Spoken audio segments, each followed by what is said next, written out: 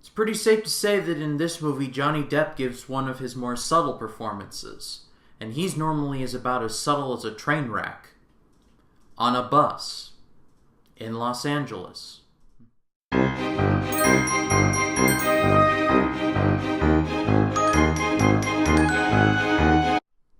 Hello everyone, my name is Ryan Cam, and welcome back to my Halloween-themed reviews. To keep with the Tim Burton theme, today I'm going to be reviewing Corpse Bride. This movie was directed by Burton as well as Mike Johnson, and it tells the story of Victor, voiced by Johnny Depp, who is about to get into an arranged marriage with Victoria. Victoria's parents are aristocrats who, ironically enough, do not have a dime to their name, and Victor's parents have just become very wealthy.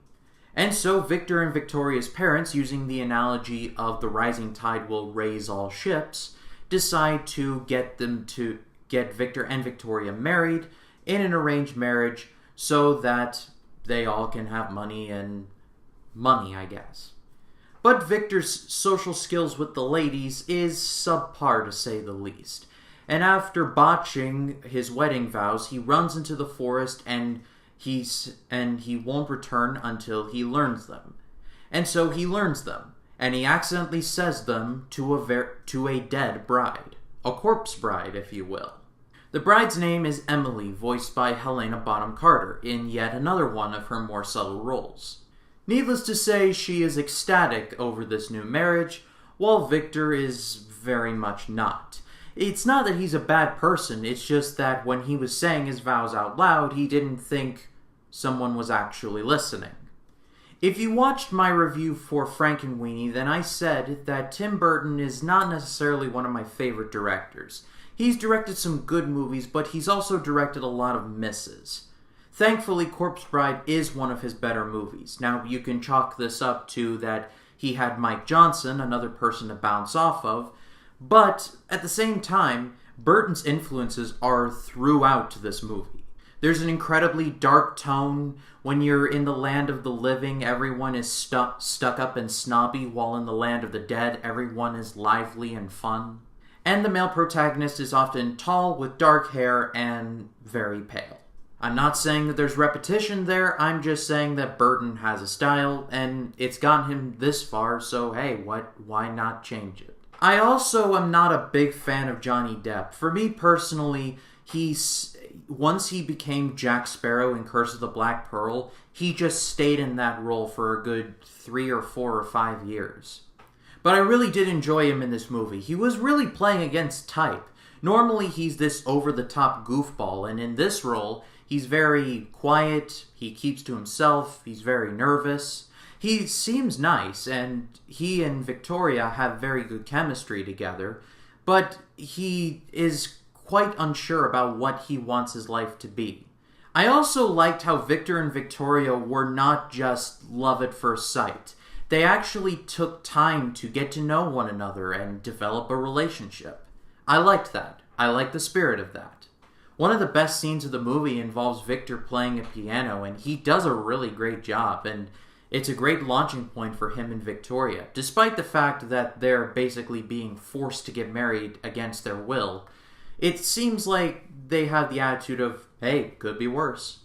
But similar to Nightmare Before Christmas, once you enter a different place, in the case of Nightmare, going from Halloween to Christmas, and from Corpse Bride, it's from the land of the living to the land of the dead, it's very jarring at first, but it's not necessarily a bad thing. The animation in this is great as always. You can tell that when you're in the land of the dead, you're clearly in the land of the dead. It's kind of like in Coco, where you go from the land of the living, and sure, everything's colorful, but it's also kind of muted. But when you get to the land of the dead, everything is just bold colors everywhere you look. In this movie, I'm pretty sure the land of the living's color palette was pretty much blue, black, and maybe a little bit of gray. But in the land of the dead, it was just all bright yellows and reds and blues and all the primary colors. And it was very nice. If I did have a problem with this movie, and this is maybe a little bit of a nitpick, is that this may be one of the more Burton-y movies that I've ever watched. Like I said, Tim Burton has his own style, and he has had a lot of success with it. but his style clearly does show through here. So if you've seen one Burton movie, then you can pretty much guarantee that it's going to be along the same lines, aka it's a little predictable. However, the great animation, the great character work, and the songs, which are surprisingly not that bad, carry this movie to a great rating. I really thought this movie was underrated. With Paranorman, Nightmare Before Christmas, and Corpse Bride, my Halloween animated lineup is getting more stacked.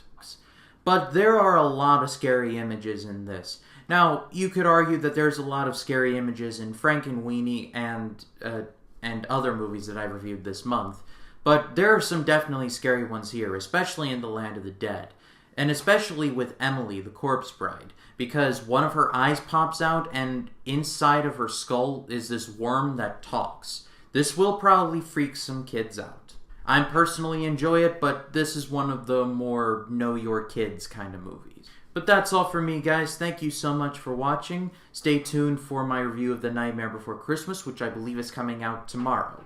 If you like this video, please be sure to leave a like.